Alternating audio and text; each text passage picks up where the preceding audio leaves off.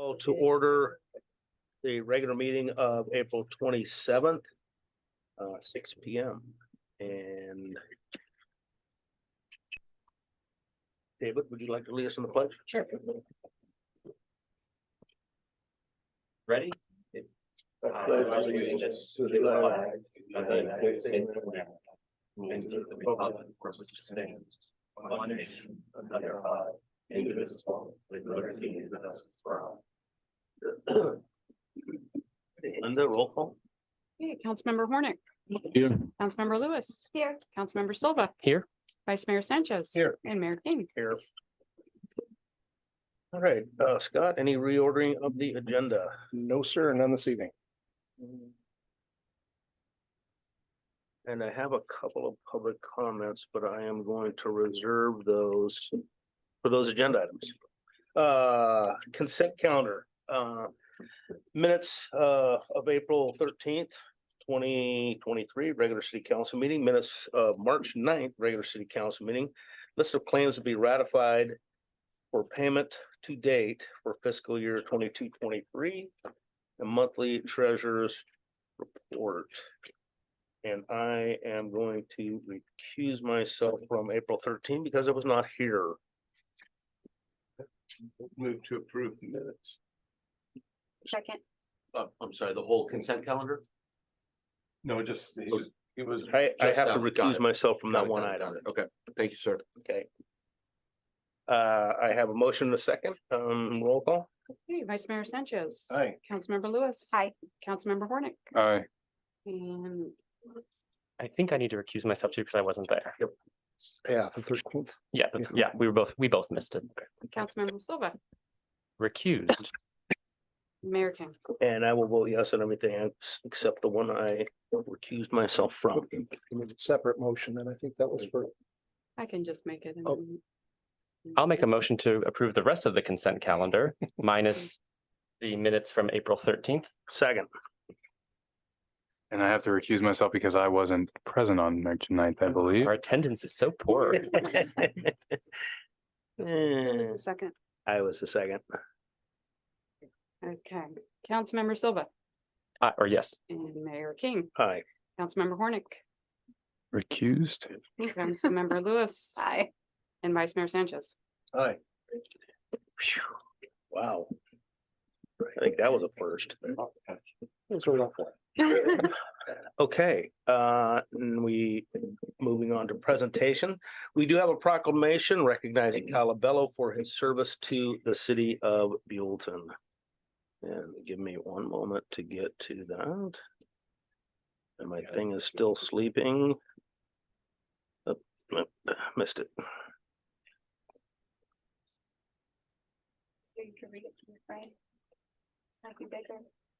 Well, I don't think you'll be able to hear me because it's a pretty big deal. I have it right here. Okay, proclamation recognizing Calabello for his service to the city of Buellton. Whereas Kyle began working with the city of Buellton through a cooperative memorandum of understanding with the city of Solvay in 2003, thus beginning bringing recreation to Buellton. In 2007, Kyle became a regular full-time city of Buellton employee and opened the Buellton Rec Center and haunted a school. And whereas during Kyle's tenure, he initiated and or assisted with numerous events and programs, including the annual Barbecue Bonanza, the Arts and Culture Committee, Paws Park, Santa Ynez Botanic Garden, and after-school enrichment classes such as archery, gymnastics, music classes, and foundation of sports. And whereas Kyle Kyle was instrumental with creating a great partnership with Solvay Rec to collaborate on such events as Easter Extravaganza, Halloween Haunted House, movies in the park, and summer, winter, and spring camps for kids. And whereas Kyle worked cooperatively with Buellton schools through the joint use agreement to allow programs to use the city's facilities on school district property, and whereas Kyle was great ambassador for the city of Buellton, where he excelled at planning large events and worked effortlessly with staff, volunteers, and outside agencies to make sure all events were a huge success. And whereas Kyle could find a solution to just about any problem and did so with a smile on his face and a spring in his step. Together, we want to thank Kyle for all he did at the city of Buellton and wish him great success in all that awaits him. Now, therefore, I, Mayor Dave King, on behalf of the City Council, do hereby recognize Kyle Bello for his service to the city of Buellton and all residents of the San Ynez Valley.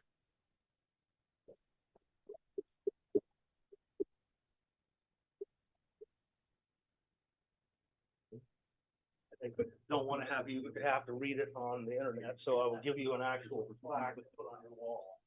Thank you very much. You're welcome very much. Thank you. It's an honor and a pleasure serving you. Then just gotta get a picture. Right? Can we get a group photo? Yeah, we'll have him get up and with all you guys. Yeah. All right. Take our red shirts on up there. Where's Buellton Blue? Yeah, right? All right. Big short. Yeah, All right. shortest in the middle. Okay, take a few of those. Cheese, hey cheese. Okay, that's good. Thanks, guys. Thank you. We have a few parting gifts for you.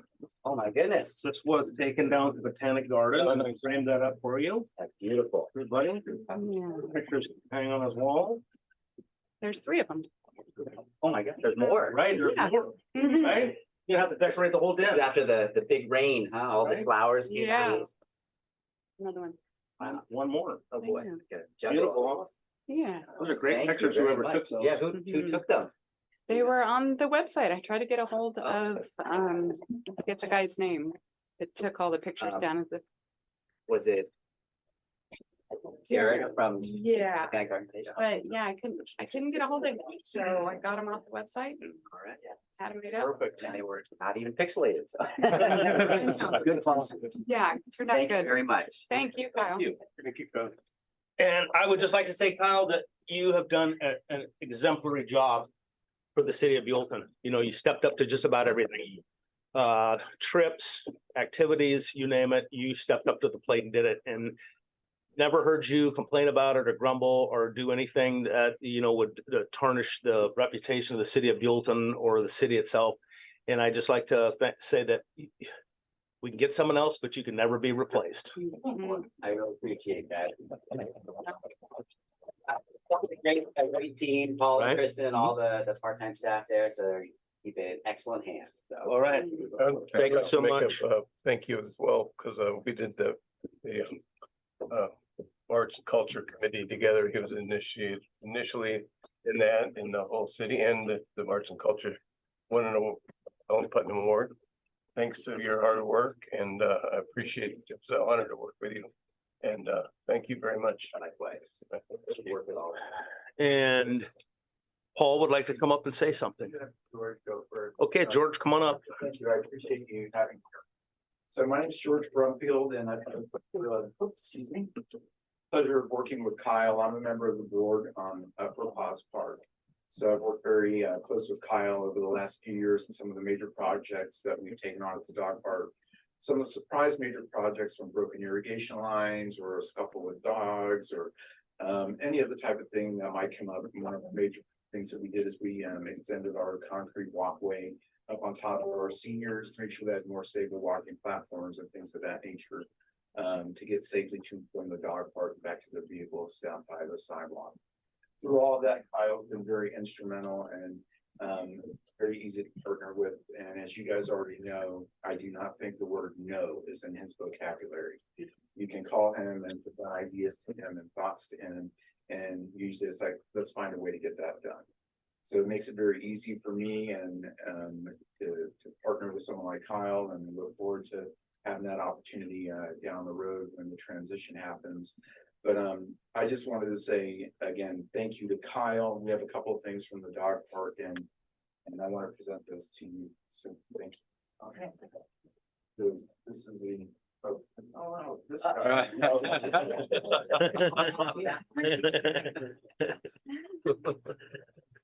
So. From our friends here in Buellton at the Patch Hat Company in Palmer's Oaks. We asked them to do a hat for us that says Pause Park Friend. So, hope you'll wear that. Can't thank you enough for your friendship and your partnership with the Exotic Park. Your can-do attitude, and you know, as far as we're concerned, you're part of the whole fabric of what makes the valley a great place. You know, thank you so very much.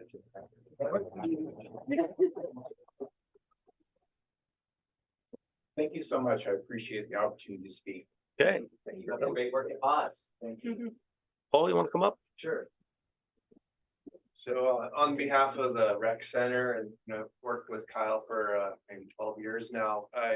I just have seen Kyle as the cornerstone of the rec department, and since its inception, he's led with such integrity and a genuine desire to see Buellton thrive and just serve our community with humility and grace. And just so many positive programs from old people to the youngest, and relating with all of them.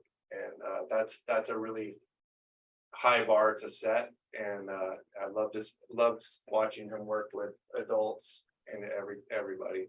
And so I'm really thankful to have that privilege to work with him, and he led by very servant leadership.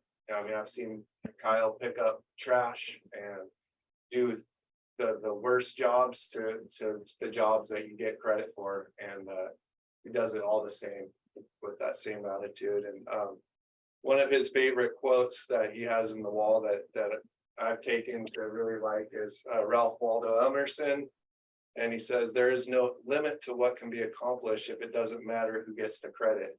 And that's really been lived out at the rec center, and I think that's a big reason why we've been successful over there, is we've led with that intent. So I'm thankful for the direction that Kyle's put the rec center in, and I hope we can keep that direction going on the same trajectory. And it's very evident from all the programs and activities that Kyle has made his mark here in Buellton. So thank you, Kyle. Yeah, it's awesome.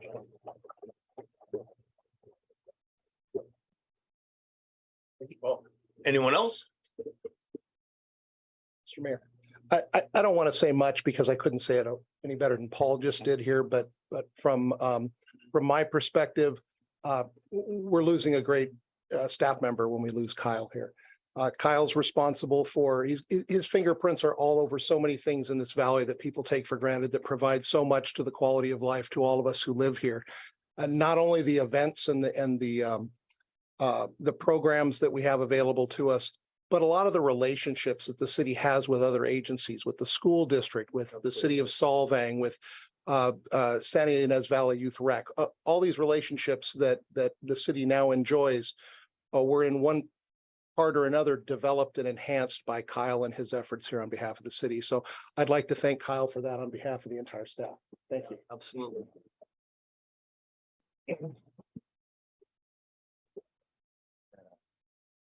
What happened? Oh, no, this guy. Oh, yeah, we'll figure it out. Okay, anyone else like to say something about Kyle? Huh? Okay, let us move on to number 6, which is a resolution number 2303. A resolution of the City Council of the City of Buellton, California, approving the issuance by the California. We're gonna have. We want to wait till the end? No, let's do that now. Never mind. Let's take a 10-minute break before Kyle sneaks out of here. What about your cookies? Yeah, let's take a 10-minute break before we do that. Yeah, we'll try to get this fixed. Yep. Yeah. Wait. No, we're gonna do it right now. Mayor has spoken. Here it is. That's like a man behind the screen.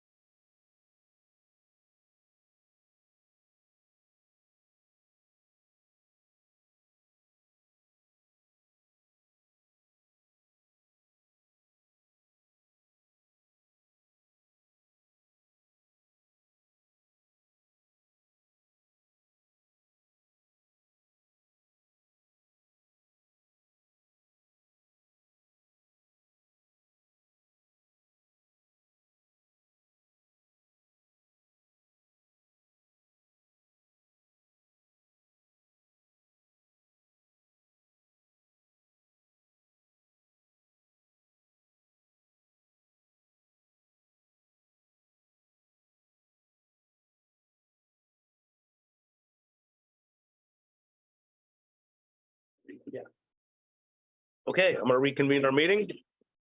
And move on to number 6, which is resolution number 2303, a resolution of the city City Council of the City of Buellton, California, approving the issuance by the California State Communities Development Authority of multifamily housing revenue bonds for the Polo Village Apartments.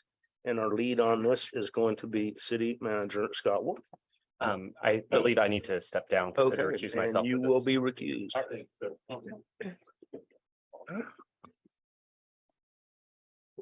Thank you, Mr. Mayor, members of City Council. This is a continued public hearing from the April 13th meeting. The issue before you this evening is authorization to issue housing bonds for the Palm Communities Project. Under California state law, cities are authorized to issue housing bonds for tax exempt revenue bonds for affordable multifamily rental housing. Because issuance and administration of these bonds is such a large undertaking, most cities do not have the staff or the expertise to handle that. Therefore, California state law also authorizes JPAs or joint power authorities to be established in order to handle this function for cities. There is a joint powers authority, the California Statewide Community Development Authority, or CSCDA, which has been, it was originally established by the League of California Cities and the California State Association of Counties. And that is a JPA that has membership from over 530 member agencies throughout the state.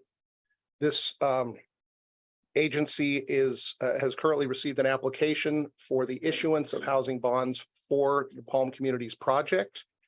The purpose of tonight's hearing is for the City Council as the agency for the jurisdiction for which these bonds are being issued.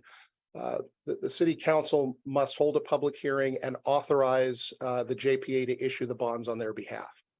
The bonds that are to be issued do not encumber the city with any kind of an obligation, financial or otherwise. Again, the City Council's role in this is simply to authorize the issuance of the bonds on behalf of the city, but it does not encumber the city in any way. If you have any questions, I'm happy to answer them, but otherwise I'll conclude my report here. Thank you. Any questions from the council? No, thank you. Okay. We will go out to the public. Any questions or comments from the public? None. Anyone in the audience? Okay. We'll bring it back to the City Council for a possible motion or any other questions or comments. I would make a motion to approve. I would second that. Yeah, we have a motion, a second, Linda. Hey, Vice Mayor Sanchez, Aye. Councilmember Lewis. Aye. Councilmember Hornick Aye. and Mayor King. Aye. And we will let our council member come back to the dais. Okay.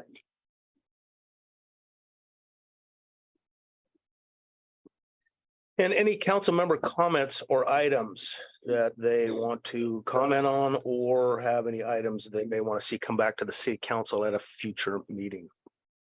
That's it. I didn't really have anything pressing. I was talking a little bit about this earlier, but this idea in Santa Barbara, they have a Keep the Beat program. You might have heard this on 99.9. It offers musical instruments to children who could not otherwise afford them. I wasn't sure if we had something like that through our Arts and Cultural Commission or any other rec departments, but I thought it might be a cool thing that we could look into and potentially do here in Buellton. So that's all I wanted to suggest. I believe Hanada does have a music program, correct? Not sure what the extent of the music program is. There has been some work with Hanada and the Arts and Culture Committee dealing with music and instruments and such. I'd be happy to bring this to the attention of the Arts and Culture Committee and perhaps put them in touch with Councilmember Hornick to look into this further. Okay. I did go to the 50-cent tour when, before Measure R was put on the ballot at Honda School, and they do have instruments there. They have guitars, bass guitars, amplifiers and such, but if you want Scott to get you in touch with some of those people, maybe we could expand on that. That'd be great. Thank. We had wanted to promote the music at school. And we had our a guitar, a rock group, and Matt Schick taught, I think we had 15 or 16 kids. They'd sign up and that was part of the funding his teaching. And he was a teacher at Ballard at the time. And so I think we should follow up on that and maybe work on getting something going at the school, even maybe fun part of it with. Okay, yeah. Thank you. John, do you have anything? Items, comments? No, just to go on with last week, we had the same, we talked about the ring program because we had people walking the streets and that, and I just wanted to follow up on that, and I think we didn't have full council at the time, but, and then also, that went along with the street, striping and safety in front of the flying flags that, that's brought up last week. I just wanted to follow up on that.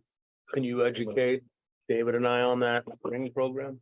Well, we've talked about that before, and funding a ring program, a camera program. This was an issue that was The ring brought up. Camera program. Yeah, brought up as discussion That under, was something new. yeah, Okay, it was brought up under possible council goals, or council priorities rather. right. And I'll go back and look at the video again, but my recollection is the council was not looking to put that forward as a goal. However, there may be a way, we can always revisit it if the council wants us to, but there may be a way to integrate that into another system that we've been looking at here. Right. That might leverage that very well. Okay. So. David? Just kind of also circling back on we haven't really heard back on the digital equity situation lately. That whole thing. I'd be happy to talk to you directly if you'd like, but generally speaking, we are still working forward with the county's broadband initiative. Mhm. I actually was having a discussion with someone else a couple of days ago regarding a middle mile program, which in which the local tribe is involved with some other agencies to try and create a fiber ring around the community. Those are things we're working on. The digital equity aspect of it will become much more relevant once we get that middle mile and last mile worked out. But yes, we are still working in that direction. Okay. And I have expressed that desire for the digital equity component in each of the discussions that I've had with them going back for the last couple of months. Perfect. Thank you. And then the only other one, and I apologize if maybe I haven't received an email back on it, but there's been a lot of conversation about like McMurray's, the maintenance on that. I know that this has been a big one. Do we have anywhere where I know that there's like planned maintenance, who gets which road done at that point? Is there a schedule available to the public that we can share out? That's like, this is the road that is up for getting a facelift situation? We do. We have one that's current. We are about 5-6 years into the 7-year program of it. So we're working on updating it to get, move forward the next 7 years. So we do have one that I can share with you. That was work on that this week. Oh, yeah, that would, yeah, so it would it's basically just to help when citizens or residents are asking about like, when is this road or can we get this fixed? It'd just be nice to be able to not have it be triage every time and a bit more like, oh, that's intended for in 6 months, it's up for the next Right. repaving or things like that. So that'd be great. Thank you. Alicia? No comments? And I do not have any either. Scott, written communications? We have no written communications. Excuse me. Committee reports. Anyone, Hudson? No. John? I have a committee report. I went to the CCWA meeting today. And it was quite joyous. We have our water situation has gone up. When I started this in December, I think we were at 5% allotment from the state, and it went up to 35 at one time, then went to 75, and now it's at 100%. So anybody who wants to buy state water can buy all they want without restriction. And so that, and anyway, that's we're in good position after actually have surplus water. part of the discussion was even selling water and help paying back some debt when we had to borrow for water. You know, some agencies had to borrow credits from other agencies to see them through in the tough times. So everybody's a little flush, and we all gonna kind of work together and that stuff. So that was a nice meeting to attend. Perfect. Anything else? David? Nope. Lisa? Yes, so we had a joint use committee meeting between the Buellton Union School District and the city. And I thought it was a very good meeting, and I think that we have some really exciting opportunities related to the location and programming in the future. Awesome. And of course, I have meetings. Scott and I just went to the Civic Leaders. What was that called? City Leaders Summit. City Leaders Summit. There you go. That was the name of it. And basically, this was a League of California Cities. There was quite a bit of discussion about homelessness and some of the things that they're trying to solve with homelessness. They're, in my opinion, they're in some aspects are going in the right direction. They're doing a lot of what's called wraparound programs, and the wraparound programs, I mean, finally, they're not just trying to throw people into housing. They're trying to get them treatment, you know, for some of these people that have drug and alcohol issues, some mental illness issues. They're trying to continue that funding with these wraparound programs, because I don't think if you just build these little tiny houses and put people in them without any other kind of treatment, that they're just going to remain on the streets. They're not going to stay in those houses without some kind of counseling and treatment. So there's some of that going on. They have spent a lot of money, upwards of $1 billion, I think was what the number was. So I think in my opinion, I think that wraparound is going to be part of the solution for that, because without it, these people are just going to go right back out onto the street. I had another meeting that was North County leaders. Actually, I think it was all of them. City leaders. We met with Assembly Member Greg Hart. I unfortunately kept calling him Gary. And there were some things that we discussed, some issues that affect the city of Buellton, as well as the other cities around this. This is all the mayors, or a lot of the mayors from Santa Barbara County. And we had some discussions about some things that, you know, concern us, housing, what the county's doing with housing, and street vendors was one of them. Homelessness was part of it. Scott was there with me. So, you know, hopefully we're moving in the right direction. Anybody else? Nope. Okay, we'll move on. Business items. Business item number 7. Fiscal year 23-24 and 24-25 request for funding from outside agencies. And the lead on this is going to be Chanel Zamora. Good evening, Mayor King and members of the City Council. As part of the biannual budget process, we asked nonprofits to request their funding. This year, we had 6 agencies request funding.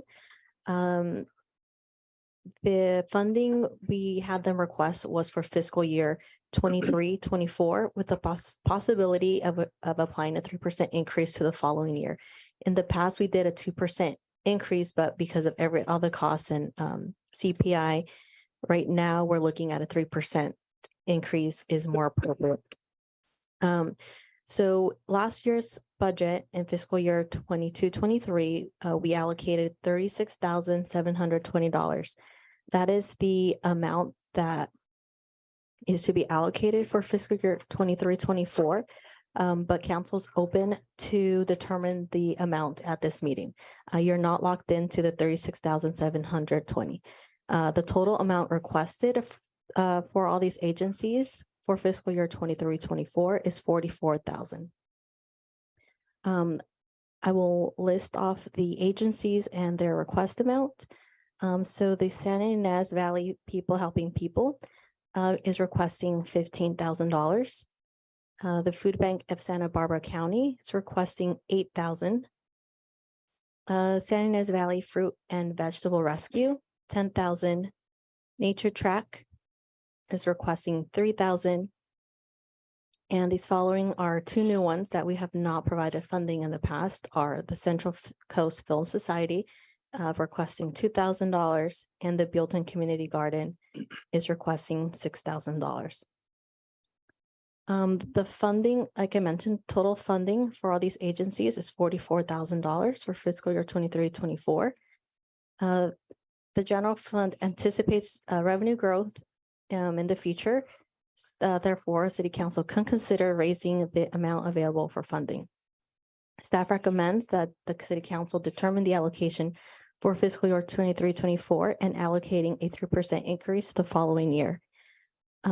And I do want to conclude that each agency is available to give a 3-minute presentation to City Council. Okay, so I will let that happen. Is Sue the only one that wants to speak on this? Or is there anybody else in the audience who wants to speak on this? Okay, let me- I do have an email from the food bank. She cannot be here, but she sent me an email to read to City Council. And Okay. we have, I'm gonna ask council if they have any questions for Chanel before we do that. I do. I have two. Okay. actually.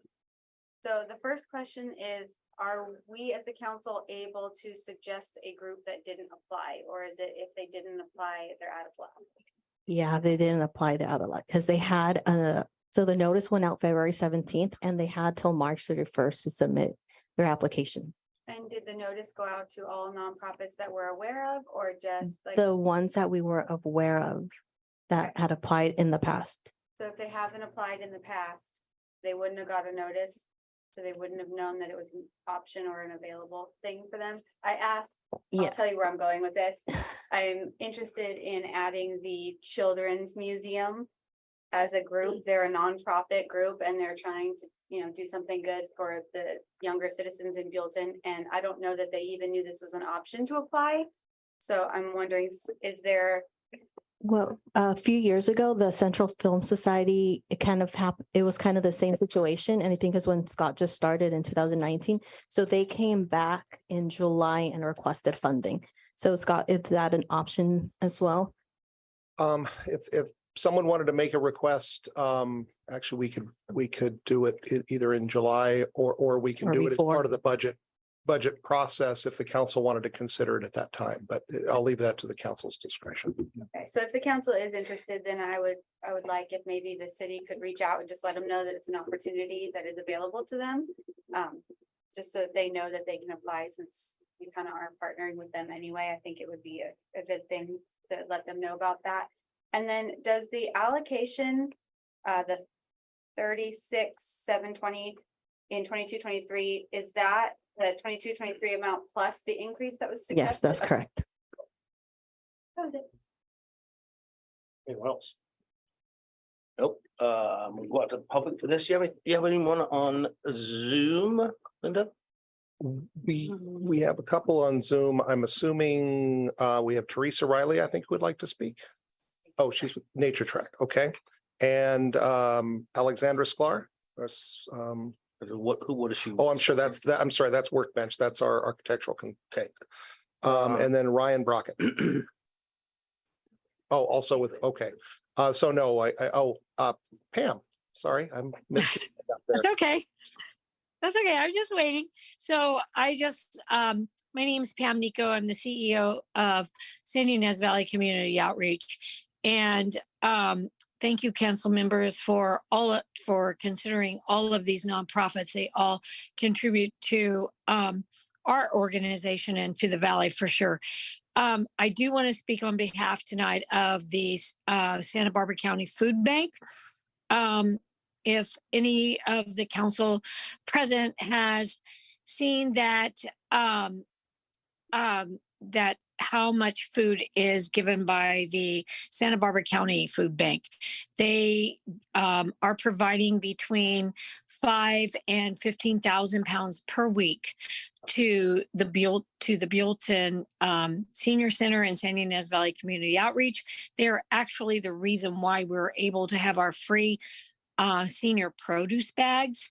And I just want to tell you that they have contributed so much. They've been with us for the last 15 years. And we could not do what we're doing without them. So I just wanted to give you a heads up and speak in behalf of them. So thank you. Right, thank you, Pam. All right, Sue, did you want to come and talk? There you go, Linda. Thank you. Am I on? Okay, I'm glad I came because we got cookies. Anyway, first of all, thanks for the opportunity to be here to ask you for funding and for your past support. In what you read about Nature Track, you probably saw I founded it in 2011. And by the end of this year, we will have reached over 35,000 students, providing them with an outdoor experience where they can learn. Our trips are aligned with what the teachers have asked on their reservation. This makes us a little special in that we talk directly with the teachers to find out what would be most beneficial while we're out in nature with the students that would support their learning. We work in very small groups. I have enough docents that when we're on the trail, we work with 5 students to 1 volunteer docent, putting them in 2 groups. So 10 students, 2 volunteer docents, and usually a parent or a teacher or aide. So they are really getting a lot of that individualized attention. And we're making it fun so that they're learning out in nature. And we're trying to reduce that screen time and increase more green time, as you've heard. And it's the overall sense that if we connect them with nature, they'll want to do something about it in the future. They'll want to protect what made that place enjoyable for them and what they know about it. A couple years ago, I launched the Freedom Tracks program, where we are able to provide outdoor experiences for people who use wheelchairs. We now have a fleet of 10 tracks. They're a small device. Let me pass these. There's a picture of it in there. Thank you. It's like a tank track and a manual wheelchair rolls on it. So it fits most any manual wheelchair, and it opens up accessibility to natural areas that for a manual wheelchair or even a power chair is inaccessible. So we have opened up opportunities for people to volunteer with us. We've also made it so that not a single student has to stay behind, that everyone can participate in our trips, as well as teachers who may be using wheelchairs, or even if it's just somebody using a walker, have trouble navigating on an uneven surface. We also have chairs we can provide to put on the tracks. So anyway, that's what we do. We do monthly wheelchair trips to the beaches. We lend them out at no charge. There is no cost for any of our program. We even pay the transportation. We will even assist wheelchair users with their transportation if needed. We provide this for senior homes. We provide this for like-minded organizations that want to make their program all inclusive of all abilities. And with that, Teresa's here to speak on behalf of Nature Track as well. I had a question for you. Yes. The wheelchair with the tracks, you have those? Mhm. Oh, okay. And Yeah. you do any work with the wounded veterans groups? We actually took the tracks up. We've kind of expanded the wheelchair program to Slow all the way down to Ventura. And we were up at the Vietnam Memorial Wall. The wall that heals, and we provided the tracks for them. They put it in a field. They had wheelchairs there, but the field was very muddy and tall grass. The tracks took everyone right up to the wall. So, but yes, and we are reaching out to the local veterans as well. We have 3 volunteers now that use wheelchairs, and one of them is a Buellton resident. And I forgot to mention, but we are Buellton. Our office is now just right over there on Valley Station, 290. Suite 105. So we're a Buellton business. And Teresa was gonna, Thank you. Okay, thank you. she's for nature track, Anyone else have questions for Sue before she goes? or I'll stay up until she's done. if it's Okay. Absolutely. Teresa, would you like to speak? Yeah, Teresa? Hi, I'm Teresa Riley. Good evening. It's nice to see a lot of you. I know you, and welcome to the new council members. I'm a Buellton resident. I'm a retired elementary teacher, actually started at Hanada, and I'm a current nature track docent.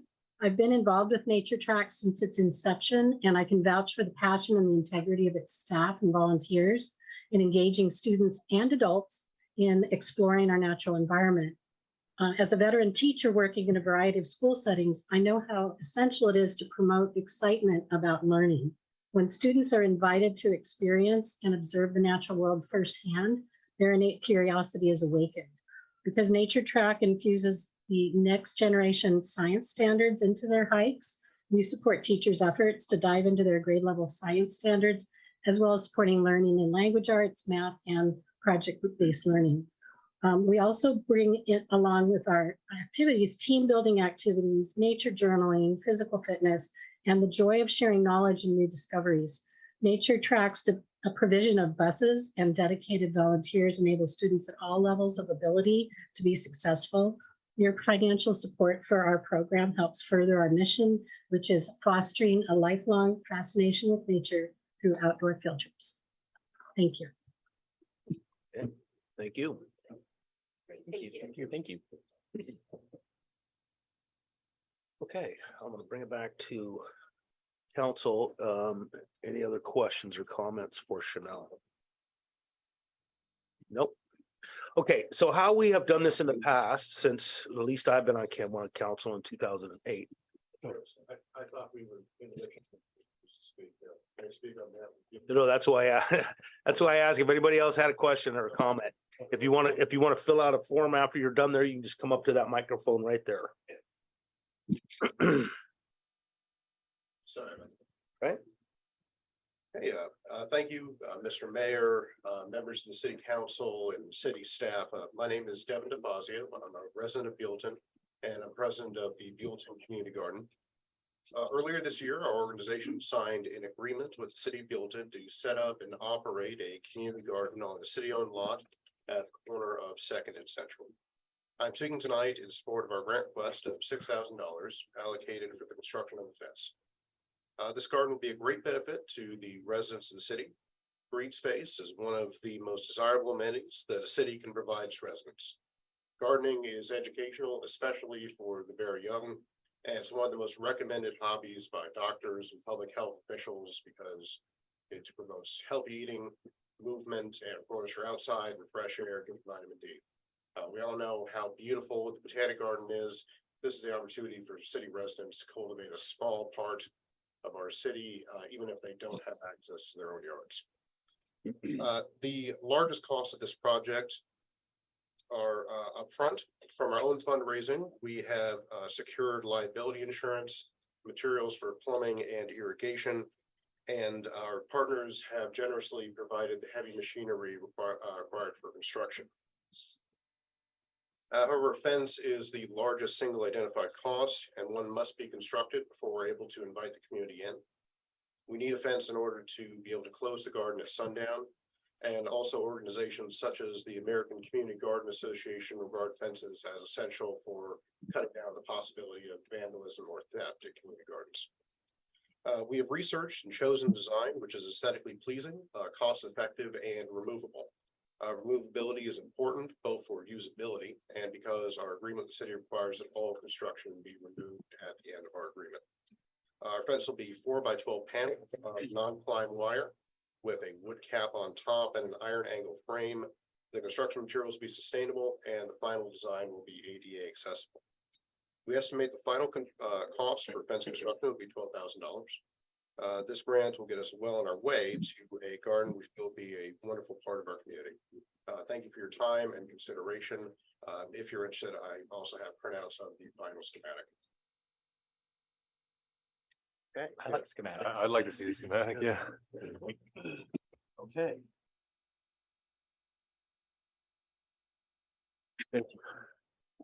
Is just take one, pass it down?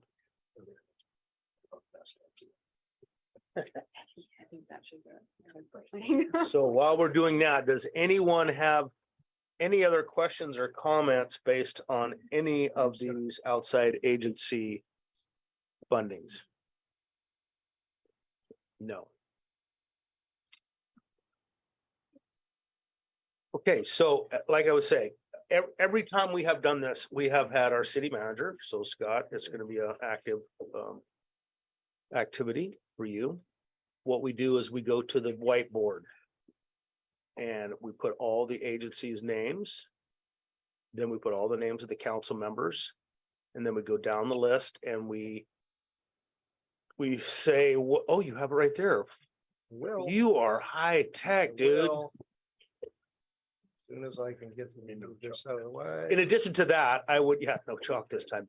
In addition to that, I would, with the consensus of the council, I would like to cap this at 38,000. I politely disagree with that. Okay. I think that when looking at this, I feel like we should consider each one based on its merit, and the fact that there's an ask of 44,000, I would like the flexibility up to 44,000. Okay, anyone else? I would definitely agree with that, but I would also like to make sure, given my comment earlier, that any cap we set tonight does not preclude us from potentially reviewing a late request from another organization. So if we set a cap tonight of 38, 40, 44, whatever it is, and then we get a late request from someone who wasn't aware that this was an opportunity, I don't want that to preclude them because we've capped it. Does that make sense? I do hear what you're saying. That Scott is, or Chanel, that's gonna be basically, if someone else comes in, it's gonna be basically a separate line item. It's not gonna be a part of this. It would need to be a separate line item authorized by the city council. That's correct. Okay, so that, we're not cutting anybody out of the equation by. Okay. Let I mean, let they may correct not that. even, they may not even do it. I just want them to have the opportunity given. It would not be a separate line item. It would be an adjustment to this line item. Okay. Yeah, I have a question. So for Scott, so we have a current allocation of $36,720. Is that correct? That's the allocation of the budget. And the request is for 44, all said and done. That's correct. And so any difference therein will have to come from some other part of our budget, correct? Yes, it will need to be an adjustment made. This is an exercise we're going through right now to inform the proposal of the budget for the next 2 fiscal years. So this is not money that's currently allocated. This is the amount that's, no, this is in this year's budget. No, this is in next year's budget. Right, sorry, this is next year's budget. So whatever is decided upon tonight, as far as the allocation, whether it be the 36,720 or the council decides on another number, will be the number that's placed into the budget for the upcoming fiscal year. And that, so we're not taking it away from anything else necessarily. It's just, it would just be replacing that number in the new budget. So it would come from the bottom line of whatever is left over after revenue increases for next year, basically. Right. But the total is 44,000. That's the total amount that's been requested. Well, Yes. we're changing, if the request from Dave was go 36,700 to 38, which another 6 would be at 44, and everybody gets what they want, would be. I would at least, I would just like to be able to have that flexibility that if we go through and, I mean, nonprofits are servicing the community and I think they do very important work. So I just think that before we just make a number and then fit within it, I think that it deserves to be able to talk about each one and not by saying, if we give 15, that already means that by the time we get to the bottom of the line, there may not be funding for it. I think we should allow ourselves to be able to go all the way to the request while we decide this. Is it too late to ask one more question of an individual group? Dave, do you think it's too late or are we good? Are they here? I think so. People helping people? I'm here. Yes, okay. I just was wondering why the jump from 8,500 to 15,000? If there's like a program or a person or staffing or like what is kind of, where is that planned? I'll be happy to answer that. I just want a point of clarification though. I thought that we were going to do presentations tonight. That's the way That's Holly what I did asked you to it. do. Oh, I'm sorry. I thought Like that was. twice. public comment. No. I've asked you from, I thought I was pretty clear on the last time I said it. Does anybody have any comments on these issues? It's agendized, you need to fill out a speakers. You need to fill out a speaker for anything. So I'll ask you again, does anybody in the audience who represents any of these organizations have any comments at this time?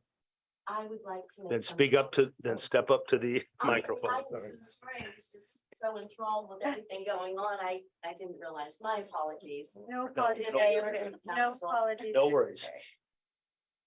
Blonde hair, what can I say? My name is Valerie Kissel and I'm the CEO at People Helping People.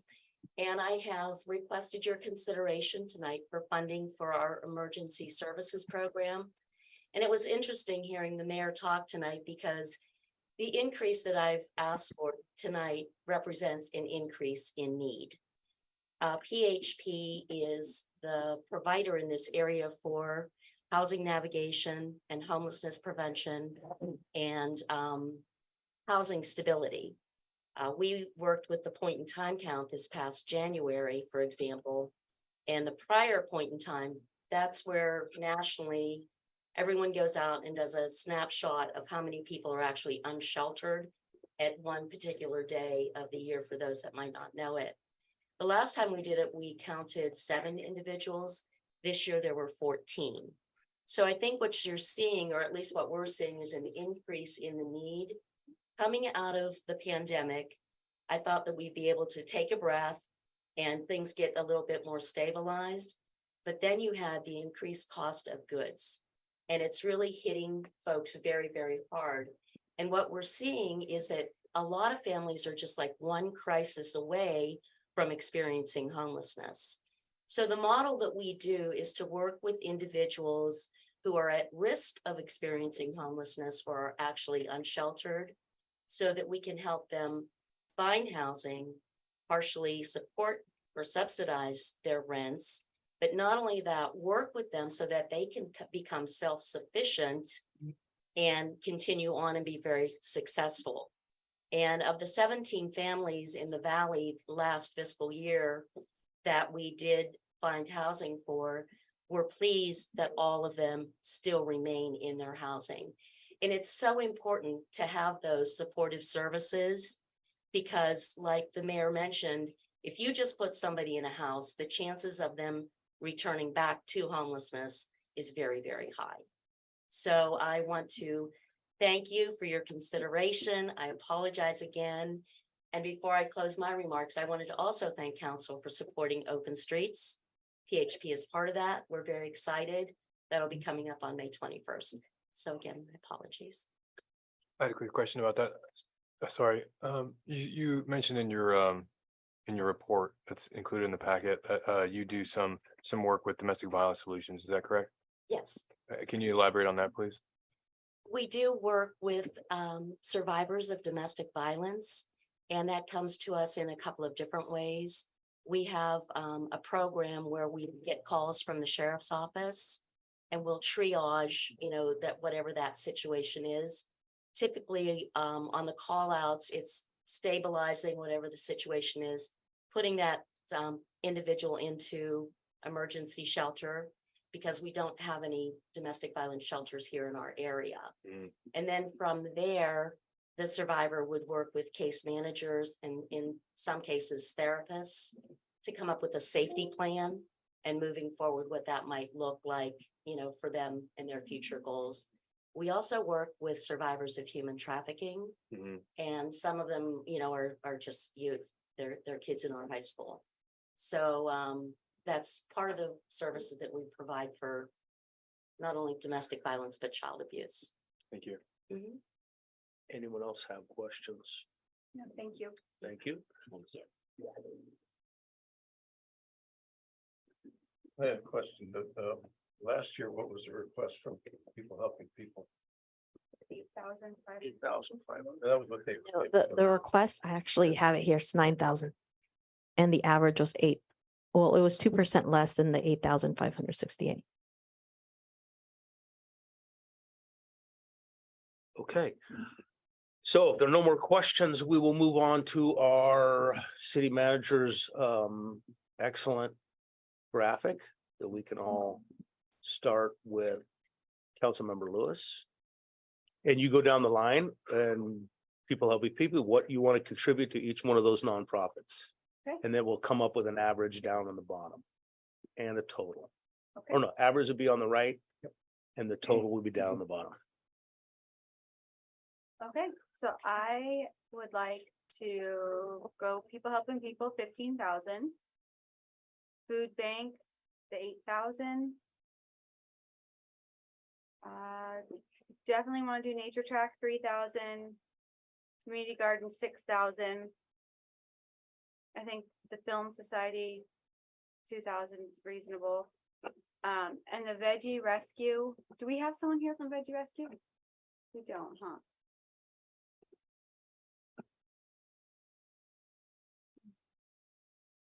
How much is that right now? 34,000.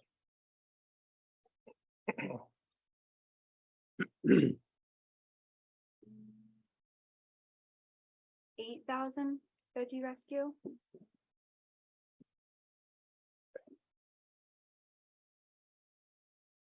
Okay. As for me, people helping people 8. Oops. Okay. Food bank 8. Veggie rescue 10. Nature track 4. Hold on, excuse me. $40,000. I'm sure they will be very happy to take that $40,000. Sir, sorry about that. Oops. Okay. The Film Society 1. And Buellton Garden 7.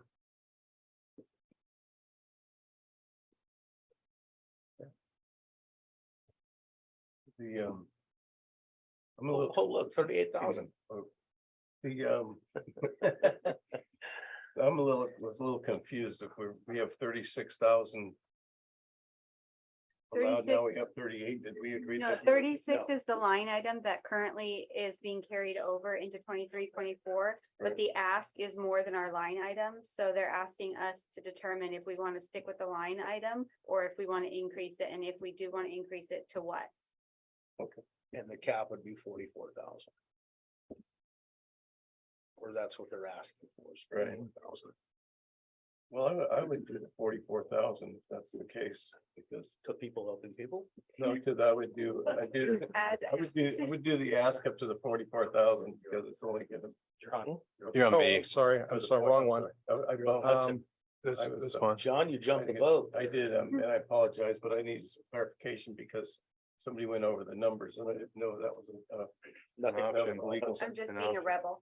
Yeah, nothing personal. Now that it's an option, because what struck me is with even people helping people was talking about the inflation, how much more everything costs. And going up numbers when we have 10% inflation off anything, it's gonna be, it hits us the same it does everybody else. So that's why I think it's valuable to help them with that. So I would do 15 for people helping people, 8 for food bank, 5 for fruit and veg rescue, 4 nature track, 1 film society, 6 community garden. Oops.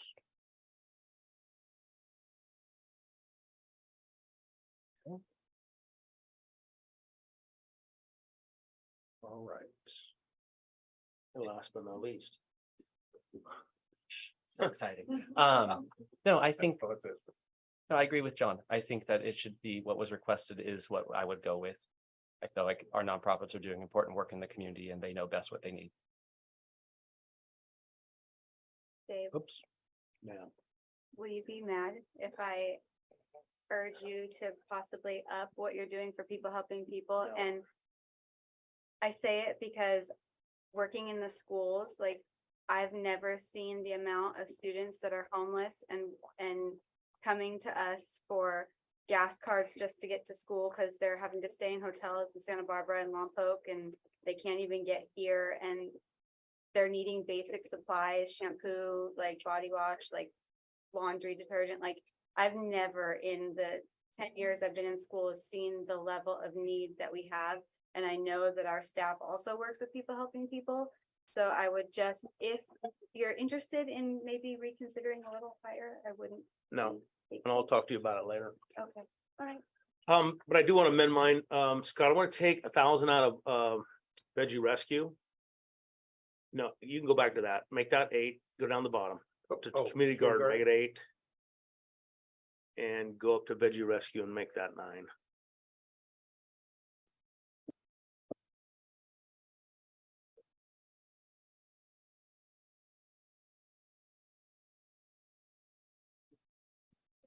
So that would bring the average for each of those would bring the total allocation proposed up to $41,400. All right, And, that is settled. And let us move on to number 8. Mayor, Go ahead, yes, sir. if you'd like, I can, just for the benefit of those applicants that are here, we can read those off. Yeah, So, go ahead, please. People helping people allocation will be $13,600. Food bank, $8,000. Veggie Rescue, $8,400. Nature Track, $3,400. Film Society, $1,600, and Community Garden, $6,400. Okay, there you have it. Thank you for everything you're doing for our community. It means a lot to everyone here. Yes. Yeah, thanks. And thank you for coming in.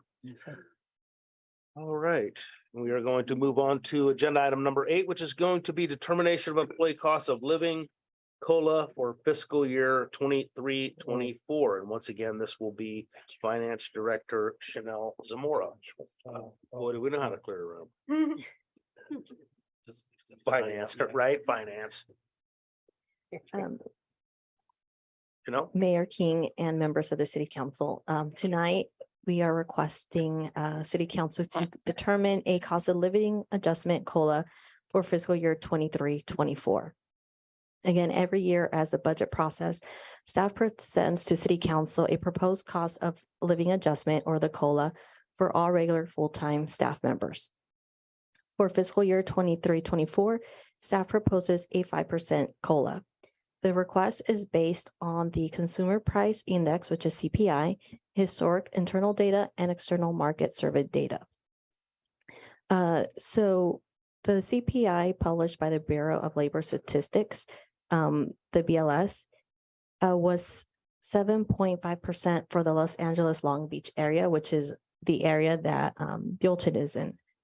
And just for everybody out there, the CPI is a measure of that examines the weighted average of prices of a basket of consumer goods and services such as housing, transportation, food, and medical care.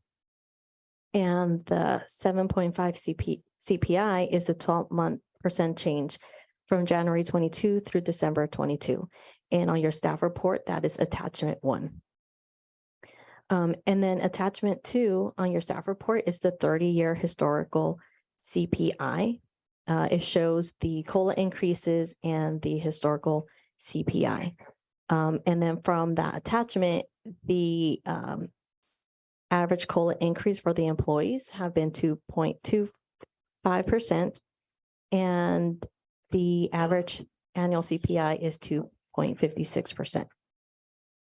And the requested COLA is higher than both. And I also want to guide you to attachment 3, which is a survey done for the cities in Santa Barbara County and San Luis Obispo County. They were asked what their most current COLA was. The average COLA for these cities was 4.0%, which is 0.96% lower than the city's COLA request. And I want to note too that some of these cities, when I talked to them, they said that in addition to the COLA, they were increasing some market inequities. They were doing it either as a whole or by position. It just depended on the city. And I want to note that these market inequities were not factored into the calculation for the average COLA. I just took in whatever their determined COLA for that city in that average calculation. And I also mentioned that while it's not part of the staff report tonight, for fiscal year 24-25, we do plan to budget an amount to hire a consultant to perform a compensation and classification study. And then this study will be important to determine where our salary are and to retain employees and attract employees in the future, and to make sure that we are being competitive within the local and regional markets. So although CPI was 7.5%, we usually come to council and request CPI, but because it was such a large number, it would have a fiscal impact of $173,527 increase to the current budget. So as a way to show us saving a little bit of money, we felt that 5% is a good number because it would increase the budget by only $115,686. Although tonight City Council can determine any amount can determine the COLA amount, it doesn't necessarily have to be the 5%. But again, the 5% is a number that I felt was appropriate, considering that effective July 1st, 2023, PEPRA members are going to contribute an additional 1% of their paycheck towards CalPERS. Right now, we're contributing, or PEPRA members are contributing 7.25%, and that amount will go to 8.25%. And it only applies to PEPRA members.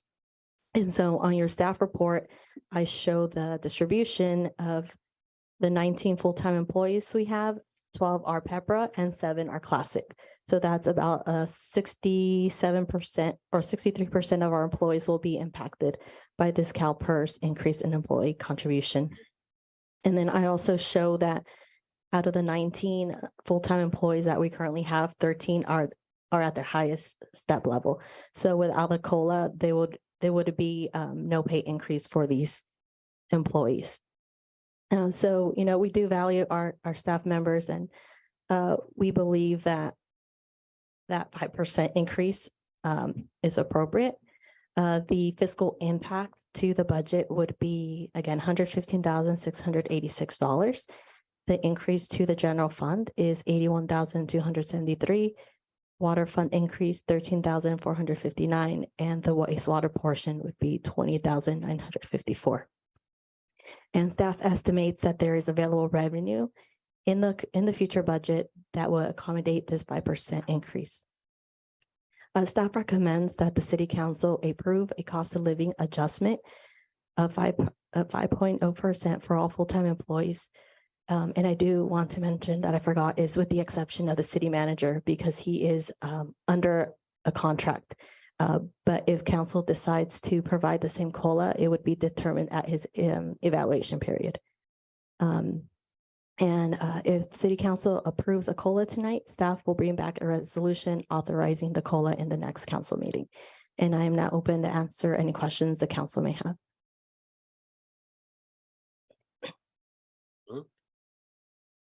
What is the projected cost of health insurance increase? I do not have that. Do you, Linda? For the next year? Well, I believe the HMO went down and the PPO went up, and usually every year it's as much as 15% for one and 3% for the other. So, and each year they teeter back and forth. So next year it'll be the PPO and HMO down, but either way, they're both going up. Okay, I don't have that sheet in front of me right now for this year, but like I said, one went up, the other one.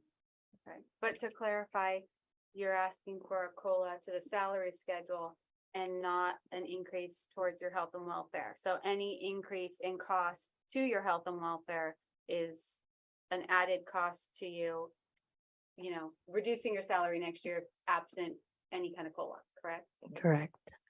Yeah. Yeah, and staff did get that increase, in medical as of January. Yeah. To $1,200. Yeah. And so those numbers for medical came out, as of this January. That increase last year did help significantly. Okay, any questions for staff before we go out to the public? Just to confirm too, so you have 13 employees at step 5, which means that there is no advancement in a type of like a salary for that. And then just for making sure from maybe people from the private sector versus the public sector, there aren't merit-based increases that staff are usually eligible for. This COLA is really what you are able to provide to staff for any kind of salary increase, correct? Correct, because I feel like those merit increases are those step levels. Okay. Yeah, because we do annual performance evaluation, and at that time, the employee can move up step. Okay, thank you. You're welcome.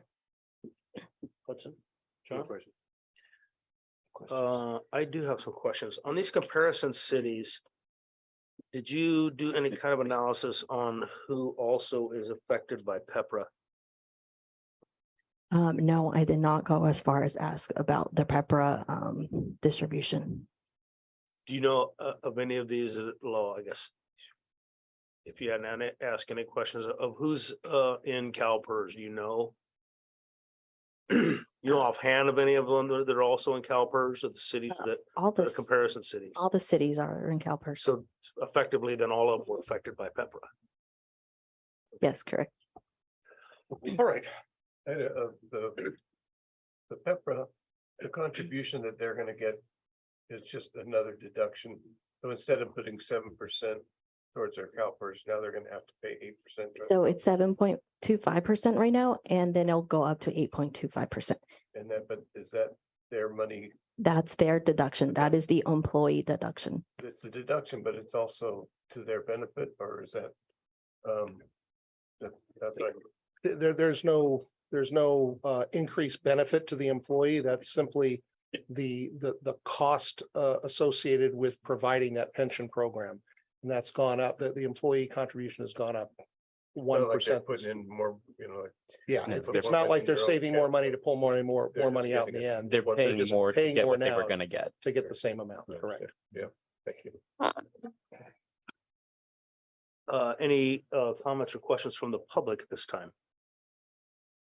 Right, I will bring it back to council. And how I'm gonna do this, Scott, is if you would take a pen and a piece of paper and I will go down the entire council members and you give me a number. We do that in a moment here. And then we'll do a little math and we'll figure out what it is. Okay. Lisa? Can we come back to me? That's Sure.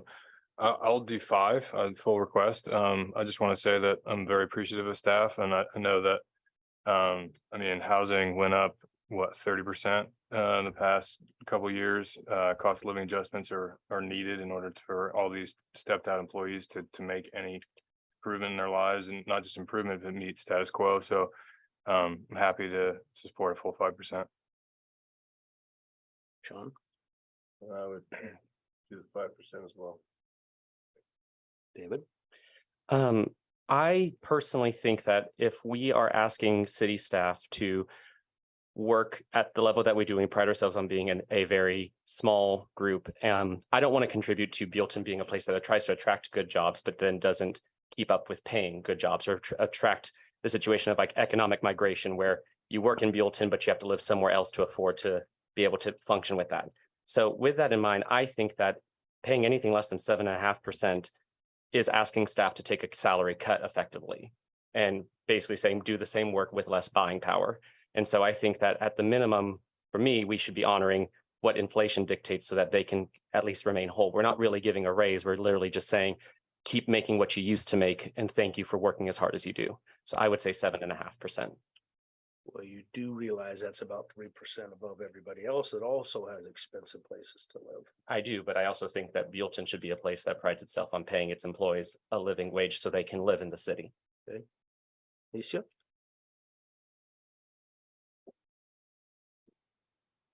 You make quite the argument, young man. Thanks. You make quite the You argument. called me young, even better. I am definitely leaning towards the same way, which is kind of why I wanted to get a feel for where everyone else was going. They're asking 5, you're saying 7.5, I'm saying maybe meet somewhere in the middle, 6.5.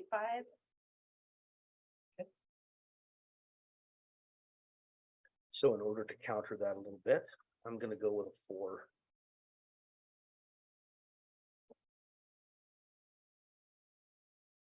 Or are you looking for an average here? Yes, sir. Right.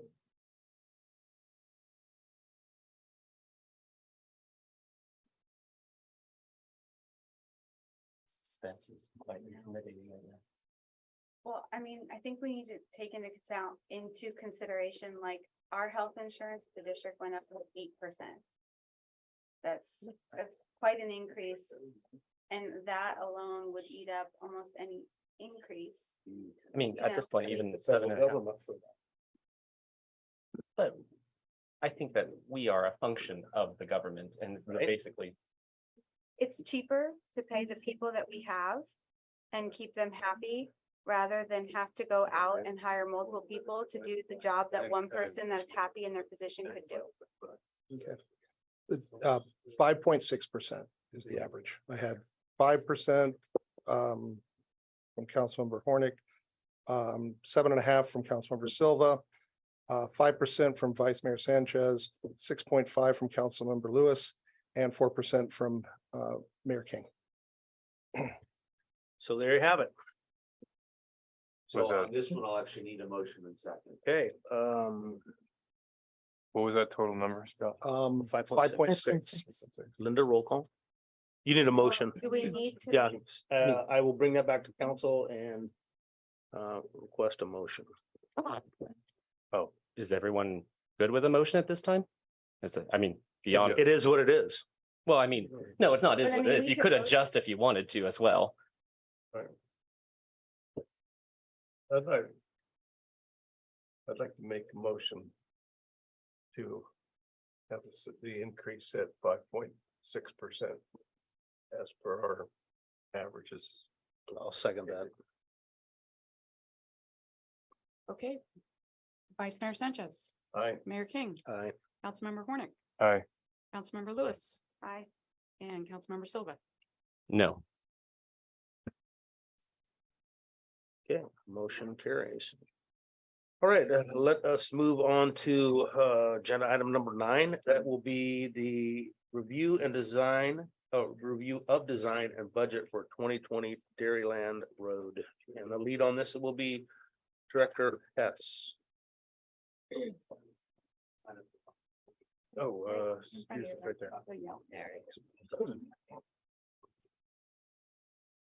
Thank you, city council members. We are bringing back this item to council. Let's see. This was last brought to council in March. To discuss the latest plans and specifications for the Dairyland Road project.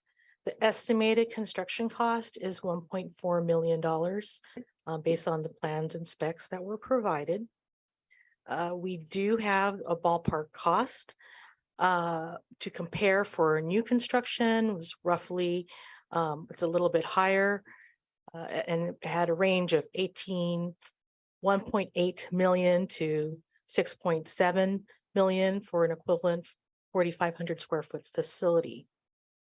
There's different costs and factors that can go into this based on other design and features that may be requested.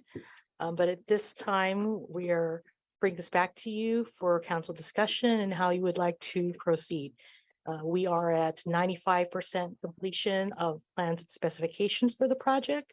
So once council decides how you would like to move forward, we can quickly complete the project and put it out to bid if you would like, or we can go modified in whatever direction you provide for us.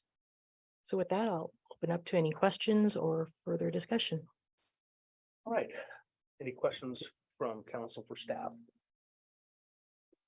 Nope. What's it? I don't have any questions. Anyone in the public like to speak on this issue? And I'm at a loss. I do not know your name, sir. That's okay. Paul Gellis. Paul? So, Mr. Mayor, Council, thank you for giving me this opportunity to speak. First, let me tell you who I am. I teach at the Midland School, been out there for 18 years. Bought a house here on Dairyland in 2003, lived there for 2 years, then moved out to the school. We recently moved back about a year and a half ago. I teach Spanish and anthropology. Before that, I taught University of California, Riverside for 13 years. I just mentioned I'm a resident. I've now joined the library board as well too here, the Buellton Library Board. And just a little background, when I moved to Dairyland in 2003, we loved it, used to walk down to the river. I heard they're gonna build a park there and I was like, oh my God, it's terrible. You know, what's gonna happen? Moved to Midland and was kind of worried about that. When I came back, to my surprise, beautiful park, really didn't disrupt the traffic at all. And the Botanic Garden has just been a huge plus. I didn't like the fact that they closed off access to the river, but I found my way down there. That's a whole separate issue that I hope we can sometime address. Anyways, I just really want to speak in favor of moving the library, the Williamson's house. Again, it's about 4 doors down from where I live, and John offered to give me a tour at some point. Thank you for that. I got to go down there with the library board and look inside the building, which I hadn't done before. And I just think it's an incredibly impressive facility for a library. And I appreciate comments by, forgive me for using your first name, Leisha and Hudson, to my email that I sent in. But I'd like to respectfully disagree with at least one of those comments saying we better place at Avenue of the Flags. To me, this could be really a landmark library. It would be the best library by far in the San Ynez Valley because it's located right next to a huge public park, next to a botanical garden. And another comment that was made is that there's not enough allocated for books. And I strongly believe in library. I believe in books. I don't think they should be replaced by the internet. And I think those books will come. If you have an incredibly beautiful facility that's open to the public, that's inclusive, that really attends to our Latino population and to our Anglo population, it really will be just a huge feather in the cap of Buellton and part of you all's legacy as our local government officials. It'd be a really major accomplishment. And I don't think it would really upset the parking. They're talking about parking down below where the horses are right now, having people walk up from there.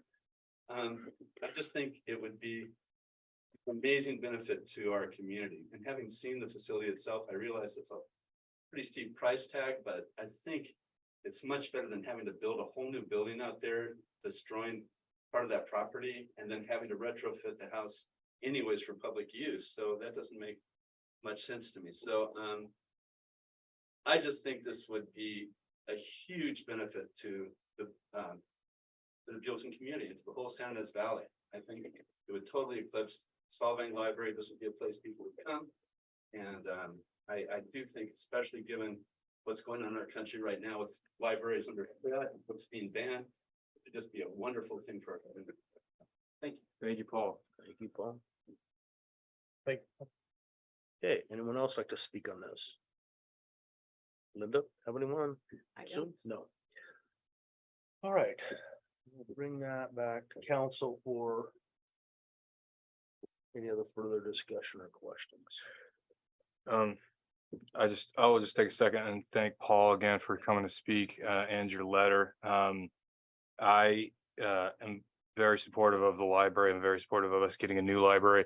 And I think I've mentioned that several times. I do have concerns about all that is going in this area. I mean, were it just the library, I think that would be one thing, but you know, right now for that space and the space down below, we have a library, a cultural center, an event center, San Ynez Valley Children's Museum, meeting rooms, sports fields are potentially going to go in, BMX track facility potentially going in, and there's a question riding down there.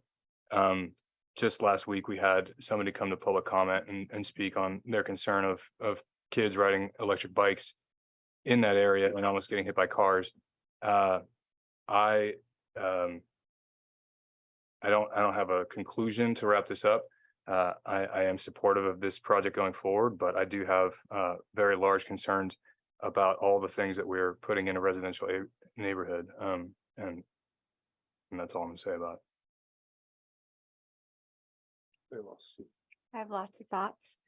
So originally, I did not want the library moved to the Williamson property. I wanted to look at having a civic center down Avenue of the Flags, and had that been a viable option at the time, I would have voted against moving the library to the Williamson property. That being said, it's not a viable option, and we did make the decision to move the library to the Williamson property. And I don't agree with spending an exorbitant amount of money to build another facility when we already made the decision. We already have 90% plans. I'd rather just move forward with putting the library in the Williamson property, which we've already planned on it. We have already looked at the costs, and if we don't do that, we're building a facility, spending millions on another facility, and then upwards of $1 million just to retrofit that building. So had it been a viable option to put it somewhere else, that would have been my first choice. But since it's not, and since we've already made the decision to put it in the Williamson property, my suggestion would be to move forward with the plans that we already have and get the library put in the Williamson property so that it is something that the residents can actually use, rather than just us buying a property and having it sit there for so long. If I can respond to that just briefly. I just want to say for clarification, we have not decided to put it in there yet. We made the decision to do that when we moved forward with the architectural plans. Right. We all voted with the previous council to move the library to the Williamson property. Well, so just a question, right? Like, there was a period of different schedules for design for the property, right? There was like this, you could allocate this portion of square footage to the library, this square footage to meeting rooms and whatever else. And so just to Paul's point earlier, going forward the plan as they are right now, 90% complete, we won't have any other room for books, as I understand it. The books will be set, that's under contract by the city of Goleta and our contract with them for the books that they provide, and we won't have any additional space to put those books in because of ADA requirements or whatever else. Is that correct? I think generally speaking, yes, the square footage in the library as it's shown on the plan would accommodate a certain number of books. I don't know, did the architect indicate that would only accommodate the current inventory of books that the library has at the moment, or? That I'm not sure. I know we have been working in conjunction with the library folks as far as the various needs, spacing the room that they have. I don't know if it's, specific to the quantity of books. Okay. Yeah, so That's the first I had.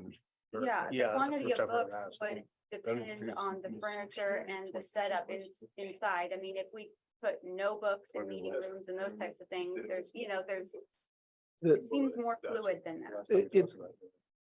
There's actually more space, obviously, in the Williamson house where it's shown for the books than there is in the current library facility. The caveat to that is the current library facility's layout with regard to the stacks and circulation within the building doesn't meet current ADA standards. And so when the new building is occupied, it will need to meet current ADA standards, which necessitates the spreading out of those facilities. As I said, I know we at least meet the number that we've got here. It's possible we could meet more. And then, but yeah, if we are at capacity, the way to increase more book space is to create more space, either within that library building, within one of the community rooms, within some other portion of the building. Well, and so that's my concern about approving this estimate as it is right now, because as we discussed at the last council meeting where this was bandied about, one of the concerns is the meeting rooms that are adjacent to where the books are to be held. And then there's going to be a divider in there. We're spending a lot of money in creating these meeting rooms. These meeting rooms will have people come congregate for a yoga class or whatever else. I don't know if these designs incorporate soundproofing for the said yoga classes or whatever else adjacent to people reading in the library. And then they're gonna move on and they're gonna wanna, you know, visit some other portion, hopefully to Buellton to have coffee, have lunch or whatever else. And so that is why, you know, having those things would be great to, you know, it would be great if they were close enough to other facilities where people who went to the meeting rooms could then go congregate locally. Having said that, right now, they'll be driving in, parking, driving out. So those are grave concerns of mine. If we create the meeting rooms at great expense, it will be less likely that we'll be able to move more books in there at a later date because it wouldn't be cost effective. That's all I have to say. I wanted to clarify something with I was a proponent of the meeting rooms because I don't want the building shut down for 2 days a week. And the way it's set up, if we gave everything to the library, we'd have a building sitting there. And that's why I wanted some extra room, so we at least have some public time, you know, so we could do stuff the 2 days they decide not to show up. We could do something. So that's why I was pushing for public use instead of that use. And so I was pushing for the meeting. I think that we've all decided that we're gonna have meeting rooms in. I think it's important. And just for clarification, the library, the time the library is closed is a function of budget. If we want the library open more, that can be accommodated, I'm sure, by the city of Goleta. We would just need to increase the budget accordingly. I think that at this point, it sounds like what really is of concern requires more creativity and vision from staff and city council of how we want this amenity to be played out. I think that structurally, it makes sense. It financially makes sense when it comes to how to have more books, how to have better hours of operation. I don't think that that's for us to solve at this time. I think it's about solving, is this the structure that we'd like to have built and into this location? And to me, it makes sense for all of that. And I feel like at a later time, we can solve for how to make the accessibility and the book storage increased. But this is something that I think we owe our community. We owe our community an amenity investment. And I don't think that this is going to solve every amenity that we need, but I think it'd be good for us to show that we are serious about investing in our library and what that means to everyone in the community. Well, I'm on the fence on this, and I have been for a while. I think that it's in a residential neighborhood. It's going to cost a lot of money, and it basically takes away the use of that house. Now, the reason I'm on the fence is because I've learned recently that any use of that building is going to cost us near $1 million. If we make it the city hall, we put the library over here. We would also have to retrofit that building, the city hall. So I've been on the fence on this. I can understand Hudson's concerns about the increase in traffic, et cetera, et cetera. I don't think we're going to make everybody happy. You never can. You know, you can't get 10 people to decide whether to go left or right. So I think what I'm going to do, anybody else from the public want to speak on this before we move on? Can I just make one quick comment, please? Yes, please. You I have to just want to say. come up to the microphone. Yeah, thank you for the opportunity. I just want to say I live right down the street from it. I don't want a huge traffic jam, you know, got 2 kids too. I don't want, anyways, I think that if you continue going through the park, winding down below and parking down where the horses thing is, you could solve that traffic problem. You just direct the public into the park, they circle around the back there, they you know, park on the valley bottoms and walk up there. It just would make it, it would just really decrease the danger of accidents. Right. And I think it would be less of a nuisance. Yeah, thanks. We still taking comment? Didn't you comment already? No, I was just correcting. Oh, okay. That was- Then go ahead, That was a please. correction. Then I will bring it back to the council for any other questions or wasn't a comments, correction. John Sanchez. The S plan, what was that one? I'm sorry. Yeah. So anyway, I'm excited for just having Paul here and talking about it. I think that when more people get into this and more people get excited about it, Holly was here last week, let us know that the Friends of the Library are ready to go hit the ground running. They're gonna start help raising funds. The decision to get this done should be tonight, that we're gonna roll with it, rehabilitating the house. It's gonna have to be done anyway, whether we make it, anything we make, that building's not gonna be worth anything as a rental. And I think we should make a decision to go forward tonight with the retrofitting and that plan, and make it a roll on the library. And that would be a motion. Any other questions or comments? Well, I mean, we could reopen the site design, right? We could bring that back to the table. Although I'm sure people are loath to, we could bring that back. If I understand John's motion, your motion is to move forward with the 90% plans and put the library in the Williamson house? Yes. Then I will second your motion. Linda? Let me get the right different screen now. Okay, Vice Mayor Sanchez, Aye. Councilmember Lewis. Aye. Councilmember Hornick. Well, I'm gonna vote no, just because I want a clarification on my question before I vote. Councilmember Silva. Do we get clarification during the vote, or are we? No. Okay. Aye. And Mayor King. Reluctantly, yes.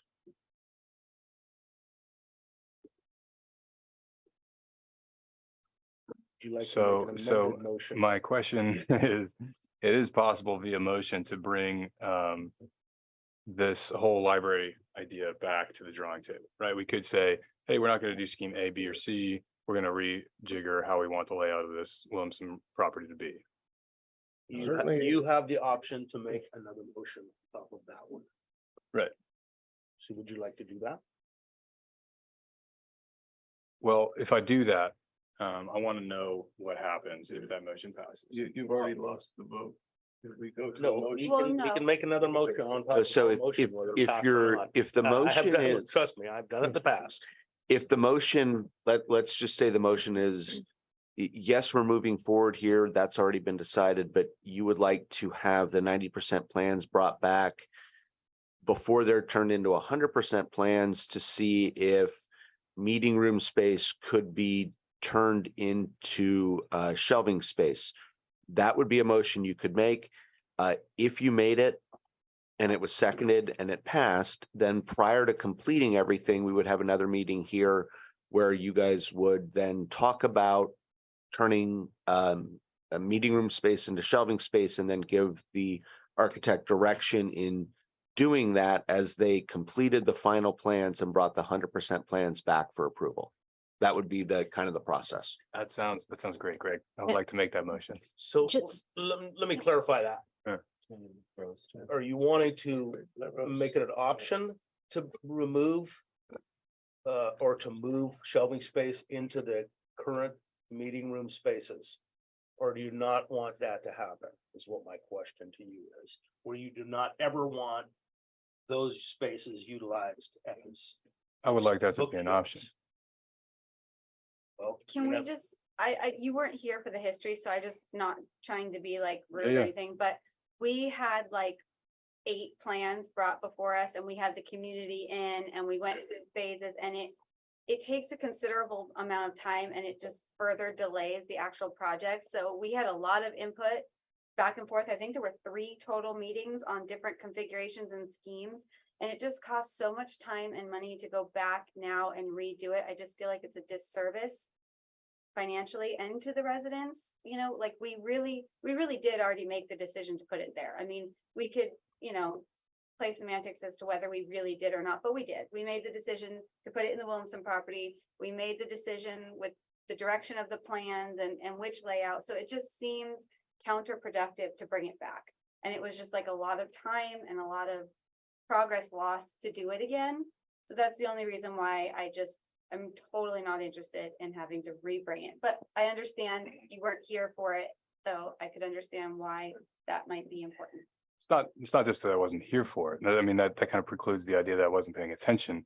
My concern is still valid. I mean, I am concerned that with meeting rooms in there, with all the things that I listed that are planned for that development, we're gonna have a serious traffic problem. And I know that we plan on having people park down below. But having said all that, people are gonna take the path of least resistance. They're gonna park in front of the property. They're gonna park in front of people's houses. It's gonna happen. There's gonna be some level of the neighborhood having to be okay with that. But I'd be remiss in my duty if I wasn't saying, before we cement all this in stone, literally, I would love it if we had an option to see if we could expand and not have meeting rooms, or maybe make those meeting rooms retractable, or I don't know what possibilities are, but expand library books and not have those things be meeting rooms, because maybe in the future, there would be a viable option on Avenue of the Flags to have these meeting rooms, which would be a better location for them, for both our economic vitality and for the neighborhood of Riverview Park. Just, I think, Rose, did you want to add anything? Yeah, I just wanted to make sure you guys know that should council want to go forward with modifying the layout, et cetera, that's going to be design changes as well, and there will be additional costs on the design end of it, because we are at 95% plans. Mhm. So changing that layout, that's going to incur additional costs there. So just to make sure, not saying we can't, I'm just making sure that. you're aware of And that. you know, I'll just say this, Alicia, I totally hear what you're saying. I am struggling with this myself, because clearly I want the library to go in, but I have to think of all of these things, and I know that the commission, or excuse me, the city council has thought of all these already. But you know, I gotta say what I gotta say. No, definitely, definitely. Welcome to Avenue of Flags visioning. Is it? No, I mean, it Five, would be just great if we had that five minutes. opportunity. I would vote that in a second. Unless you have another motion with more to make a motion. So for us to decide, I think the motion's been made, and So he has made a motion. I didn't hear. I didn't. I echoed City Attorney Greg Murphy's motion. So it was basically we're already moving forward, but it was to bring the design back for more discussion about whether and how the community rooms could be turned into shelving space for books rather than remain as community rooms. And that motion was made by the council member, and so, sir, it would be appropriate to call for a second. See if there's Yeah, I was just gonna do that. Do I have a second on that? Okay, no second, that motion dies. All right, let us move on to. Wait, I have the motion for the approval and going. That Yeah, was we already already done. have that one. That's been voted on. All right. Yes, it passed. I just want to know what that is. Hudson's was a secondary motion to that. Okay, moving on to item 10, consideration of proposal and award of contract to prepare pre-approved accessory dwelling unit plans, and this will be Andrea Keeper. Good evening, Mayor King and members of City Council. Back in 2020, the city was awarded local early action planning, or better known as LEAP, as well as regional early action planning, better known as REAP, grant funds to assist with funding for the preparation of several long-range planning projects, one including our housing element, and also that's currently underway, also including the preparation for pre-approved ADU plans. So staff issued a request for proposal, soliciting proposals for this project. And the city did receive 2 proposals from 2 different consultant firms. Per the grant requirements, the deadline expenditure for funds is no later than September 2023. So staff has estimated upon approval of the contract tonight, if that is what the council wishes to do, a contract start date of March or May 1st of this year to ensure adequate time remains to complete the project within the grant funding, to ensure that the funds that can be expended through the grant funds.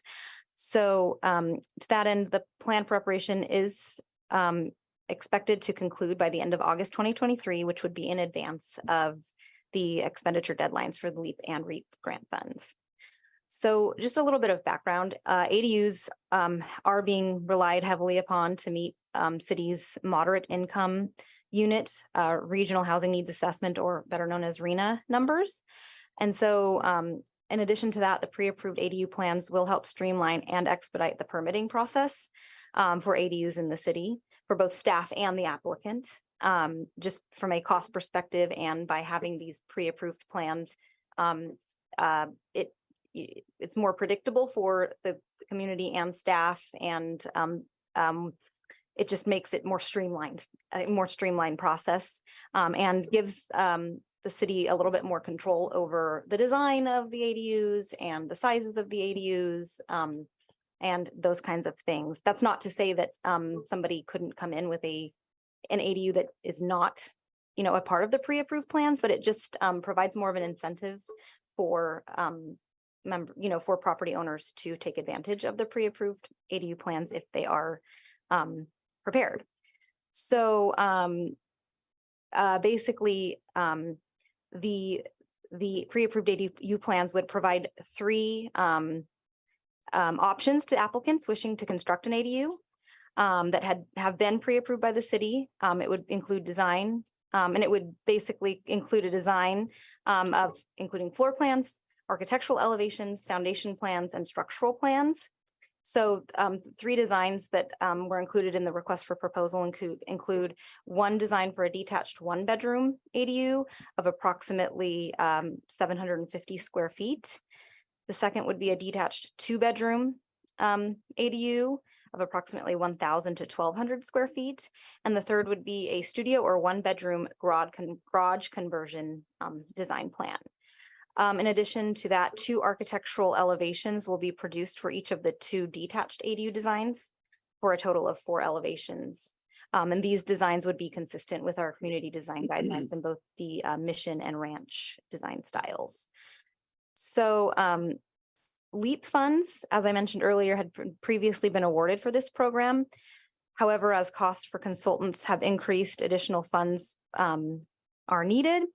So to that end, we therefore reached out to the REAP grant administrators because we did have some additional funds available in that grant funding source. So we reached out to them to reallocate the remainder of our REAP funds to this project, which we anticipate will cover the full cost of this project. So they have agreed to reallocate those funds in order to be able to accommodate this within the allocated funds for the grants that we do have available. So there would be no additional, it's not anticipated that there'd be any additional cost beyond what the grant funds that we've already received would provide. So staff has carefully considered both proposals received and recommends that the contract for this project is awarded to a Workbench / Brockett Architect. So, and I've provided a couple of reasons, highlighted a couple of the reasons for staff's recommendation in the staff report. And essentially, those include Workbench and Brockett Architects submitted the lowest bid when comparing the 2 proposals received. And we do have limited remaining grant funds. So it's, almost a break-even situation here. So that was definitely factored in there that they could provide the service to us within budget. And Workbench and Brockett Architect have indicated the ability to complete the project prior to the expiration of the grant funding deadline. And third, Workbench Architect does have a portfolio of relevant work experience on preparing pre-approved ADU plans for other cities throughout California, including several on the Central Coast. So a draft contract has been included as an exhibit A to the attachment in the staff report. And at the request of Workbench and Brockett Architect, there are 3 proposed sections with modifications to the city's standard contract language, which have been reviewed by our city attorney's office. And I've provided a summary of what those changes are in the staff report. And those changes are listed in the staff report. But again, just to summarize, and I will note that the architect team, there's 2 representatives from the team here available on Zoom for questions, if there's any questions when we get there, of the council of any of these changes or anything else. But to summarize, basically, they would like to be able to have essentially some ownership of the documents that they have produced so that they can utilize them on future projects that they would be working on.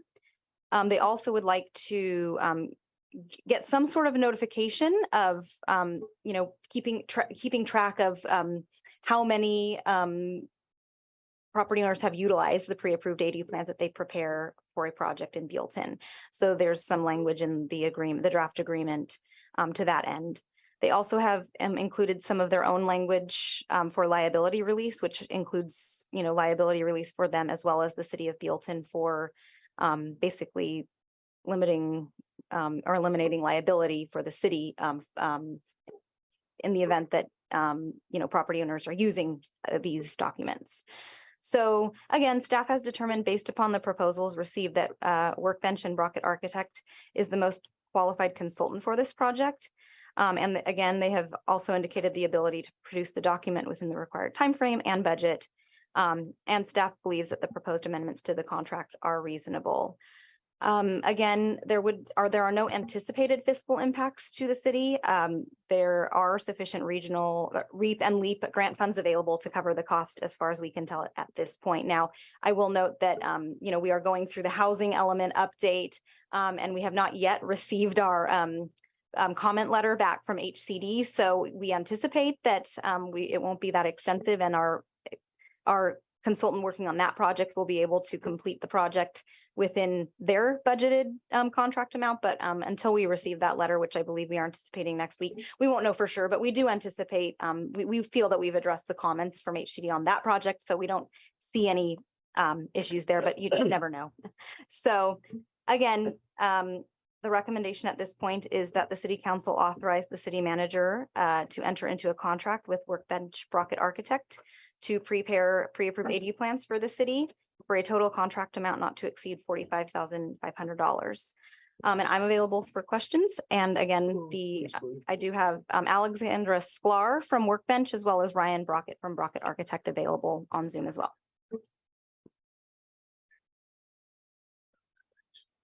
Okay, thank you, Andrea.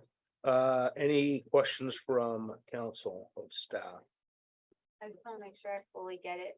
So we're asking them to create plans for ADUs that residents can then say, I'll just use those plans so things can easily get approved and it's just set.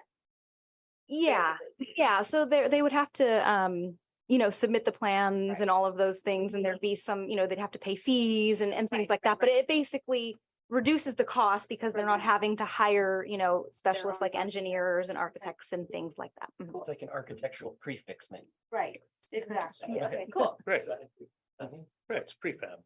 Yeah. Cool. Yeah. Okay. And we still don't do short-term rentals in Buellton, right? We do not. Okay, so this would be for actual family then. The cost to the, Joe Smith comes in and says, I want to put an ADU. And they say, and what they would usually have something drawn up, they'd have somebody draw a picture, match this and match that and all that. That's gonna be eliminated, or do they pay this firm for their plans?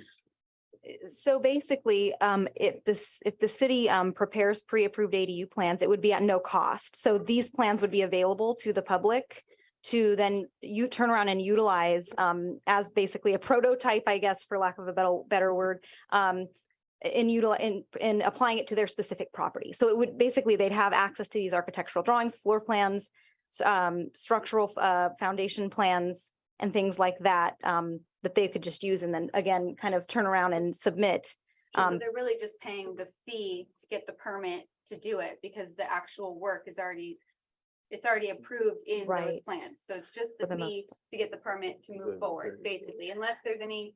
Yeah, I mean, they would have to submit, our application form. They'd have to go through the same processes, but yes, it just reduces cost because you're not, I mean, the typical process would be hire an architect, hire structural, hire, all of these The consultants to prepare the benefit plans. What is the estimated benefit to, like I said, if you walk in and say, I want to put number 3 in my backyard, then Like thousands, right? So what, Thousands of dollars. in yeah, so savings, right? it's probably, I mean, their cost is roughly 50,000 for 3 different ones. So, it's probably between $10,000 and $15,000 that they're saving. What the city gets out of it, you get some say because they'll be brought as a final product, and you're going to get higher quality ADUs going in because instead of some architect from who knows where designing one that may not meet city standards, you've got some in the book that are compliant with. everybody, but if somebody wants to come in But a custom ADU. Not a problem. It's all Yeah, there, but they can- that's all at their cost. Absolutely. Yep. Exactly. That's Yep, right. yep, yep. Yeah, It some, also eliminates the back and forth that we've heard, people Mhm. get frustrated because they have to keep coming back. They don't understand what they're Right. missing or what they need. There is no back and forth with these because the plans are, we've By already. both the done building it. department and the planning department, they have been pre-approved. So That is all that's correct. left to work out is how they're placed on the lot That is and correct. how utilities are connected to it. Beyond that. Right. No, no. So and essentially, I will say, I didn't know until I saw the proposal here, but our firm works with the city of Atascadero, and I did know that their program, they were really happy with, and they are one of the one of the references in here. So I didn't know it going through the process, didn't know anything about this contractor, but when I saw the proposal, when I read the agenda over the weekend, that was nice to see because I know it's working for them. Right. I mean, these are coming in anyways, and if you, this is also from my conversations with Andrea, this is going to meet some of our median income. moderate income. per Housing numbers, moderate income. And so this is gonna save people money. I mean, they're gonna do it anyways, but I think as a service to the people of this town, that if we have this kind of prefab, it's already approved, you say, hey, I'm gonna put it right here. When we say, yeah, okay, go ahead. Alexandra, do you have anything to say to the? She on there? I am. I'm sorry. Just took a second to hit the mute. Thank you everyone for the consideration, Andrea, for explaining the program. As mentioned, we've done several of these on the Central Coast, including Seaside, Atascadero, Morro Bay, Grover Beach recently. And we've done that with Ryan from Brockett Architect. So I think your understanding of the program is correct and matches our understanding of the scope of work. And we are excited to get going and kind of learn more about the needs in Buellton and put these together for the community. And Ryan, do you have anything to add to that? Sure. Yeah, I chime in as well here. You did cover some of those key points there. It's more accessible to your residents. It does save them money, save some time. It increases the likelihood of these density units being added. But I think it also helps save some of your staff building department hours for those plan check reviews, the processing. So there's a lot of intangible benefits. Our current program that you mentioned through Atascadero, Grover Beach, Rio Grande, and Morro Bay has just recently hit the streets. We've had a lot of residents interested.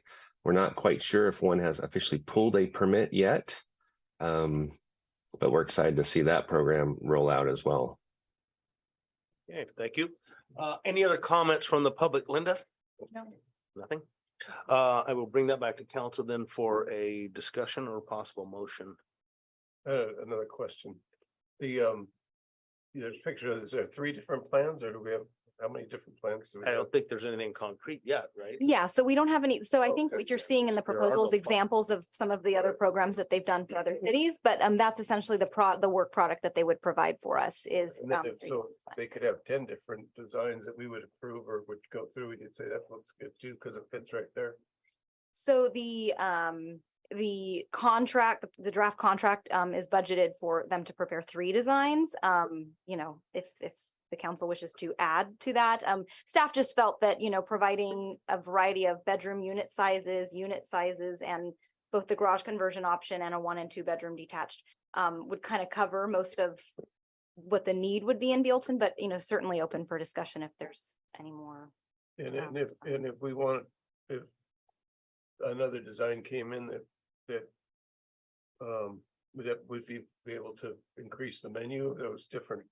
That would increase the cost. Well, there, No, it's a good question. Yeah, no, if someone came in with a custom ADU that was different from one of our 3 plans here, and that ultimately wound up being approved, that would not be able to be picked up and used by anyone else. That's a private work product of the architect that would have designed that. So this particular contract addresses the issue of these architects' work product being used by the public. That's why the amendments to our standard agreement are in place. My only question, unless you're done, is like, you know, I know that it allows for a certain amount of personalization, but I guess it's a matter of degrees, right? Like how much personalization? If I get ADU number 2, you know, and I want to kick this wall out a little bit, how does something like that play out? Would that be, at what range are we in custom work now and what range are we paying? That Case by becomes case basis. custom work. If it deviates from those plans, the building department will make the determination as to how much it can deviate from those plans. But once it deviates from those plans to a certain degree, that will be on the, that will be, the cost will be borne by the applicant. So the only way to ensure that it is a pre-approved set of plans is if they build it to that plan.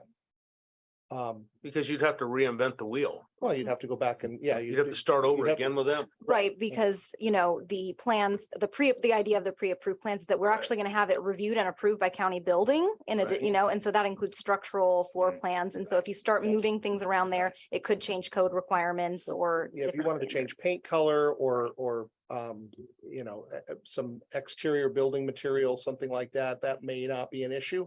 But anything structural, the walls, the floor, the utilities, all that, They'd have the to go pre-approved right back plan to includes plan. all of that and would need to be maintained. And unrelated question, how many ADU requests did we get last year?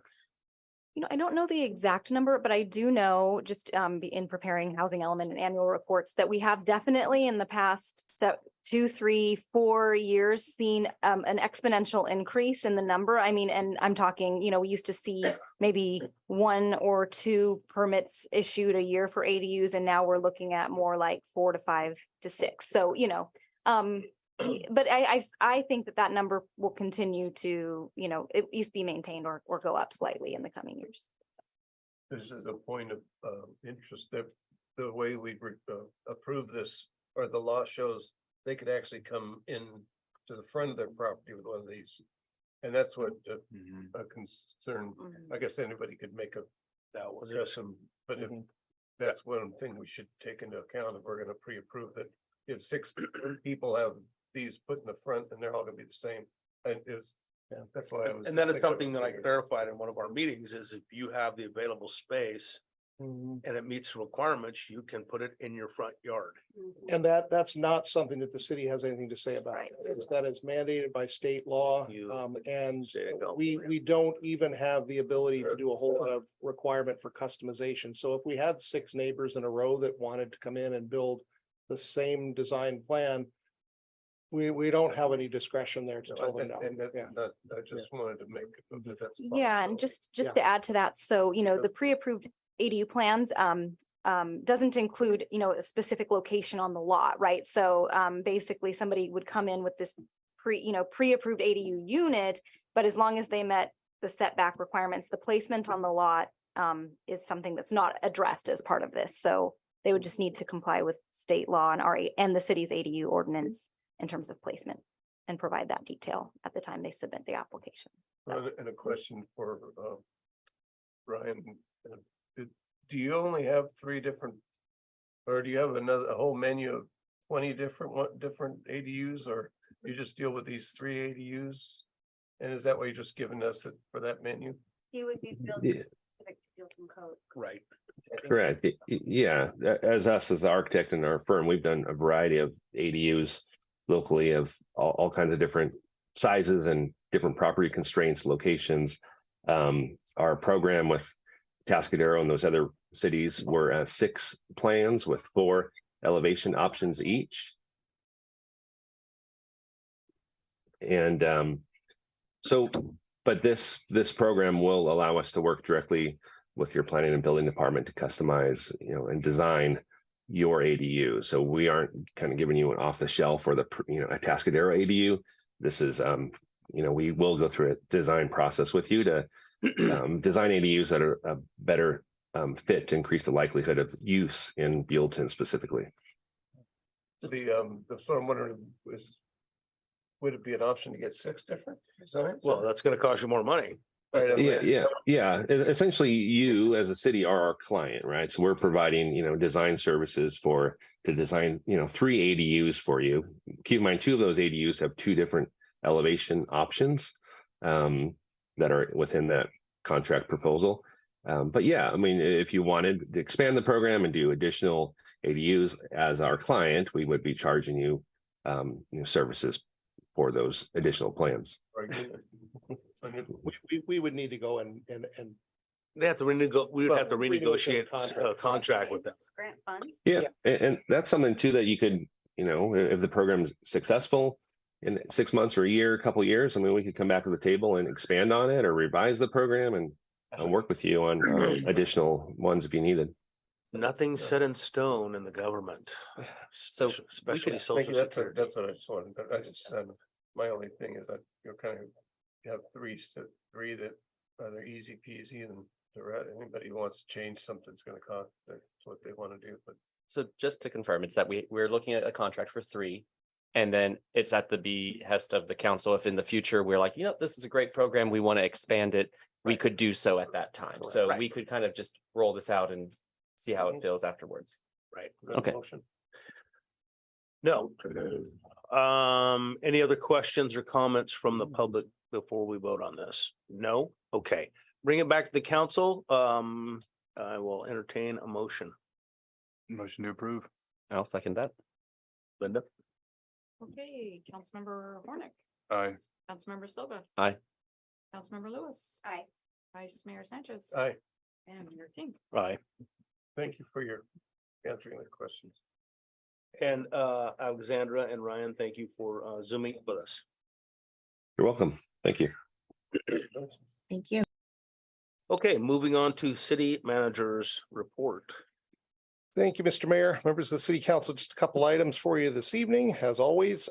First of all, a couple of items upcoming on council agendas. The budget meeting for the next biennial budget cycle will be brought to the city council on May 25th. It could be a long meeting, so be prepared, but we'll That do goes without saying. we will do a very thorough rundown of the budget, and you'll have every opportunity to comment and make changes as you see fit. Housing element will also, I'm sorry, I said bring dinner. bring dinner. The housing element will also be brought to the city council. Will that be that same night, May 25th or I'm sorry, May? 11th. May 11th. Okay, so it will not be quite as long on the 25th. May 11, we will bring the housing element to the city council for what we expect to be the final public hearing on that. And lastly, just a note of fun here, the Buellton Visitors Bureau and Chamber of Commerce is putting on the Brew Fest this year in Riverview Park. That would be on May 6th in the afternoon. So that's a Saturday, yes. I do believe that's a Saturday. Yeah. And with that, I'll conclude the city manager's report. Okay, Counselor, anything? Okay, with that, I am going to adjourn this meeting, and our next meeting will be on May 11th, 2023 at 6 p.m. Splendid.